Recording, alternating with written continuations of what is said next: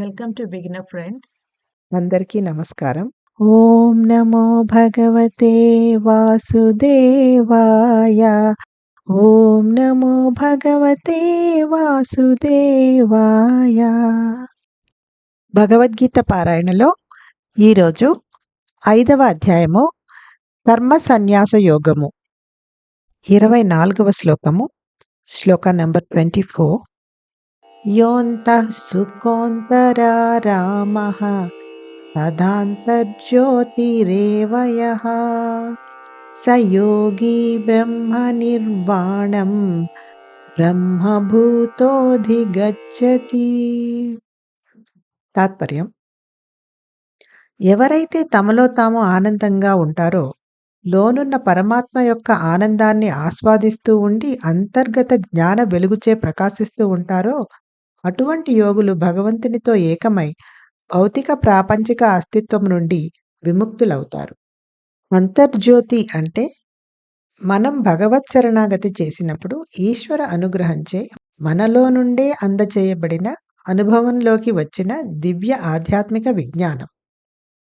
అర్జునుడికి కామక్రోధ ఉద్విగ్నతలను తట్టుకొని నిలబడటం యొక్క ఆవశ్యకత వివరించిన తరువాత శ్రీకృష్ణుడు దీనిని అభ్యాసం చేయడానికి ఉన్న రహస్యాన్ని వివరిస్తున్నాడు.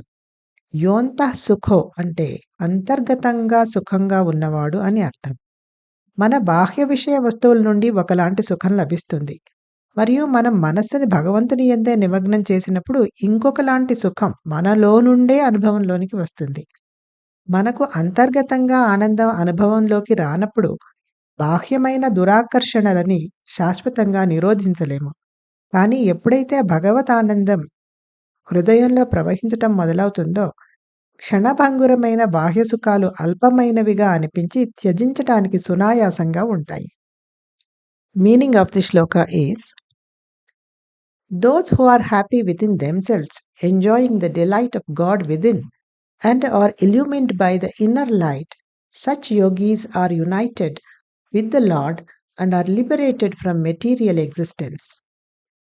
Antarjyoti means inner light.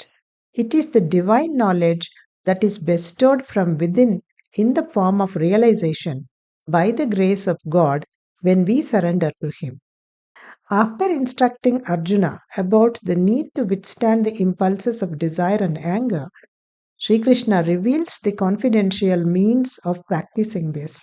The words Yontah Sukho mean one who is internally happy.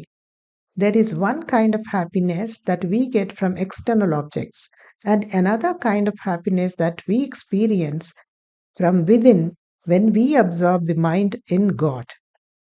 If we do not experience happiness within, we will not be able to permanently resist external temptations.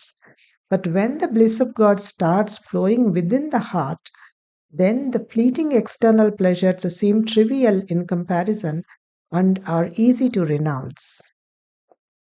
ఓం నమో భగవతే వాసుదేవాయ.